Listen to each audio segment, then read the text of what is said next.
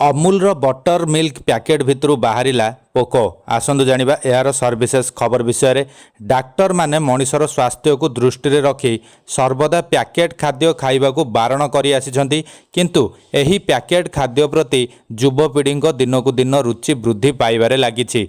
आपण भी जदि पैकेट खाद्य प्रति रुचि रखिछंती तेबे निश्चय एहाकु व्यवहार करिबा पूर्वरु थरे जांच करिनियंतु। सोशल मीडिया एक्स रे जड़े सोशल मीडिया व्यवहारकारी दाबी करिसेंती से अमूल अधिक प्रोटीन युक्त बटर मिल्क मगाई जो से पोको थिबा देखिबाकू पाइथिले।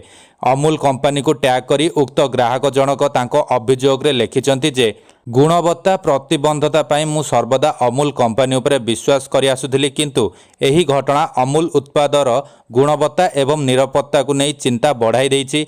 मो भली अनेक ग्राहक अमूल गुणवत्ता और निरापत्ता उपरे दृढ़ विश्वास रखिथिले, किंतु एही घटना समस्त को निराश कर देइछि। एही घटनार संपूर्ण प्रमाण मु रखिछि, कारण परवर्ती समय मो उपरे केही जेमिति मिथ्या अभियोग लगाई पारिबे नाही।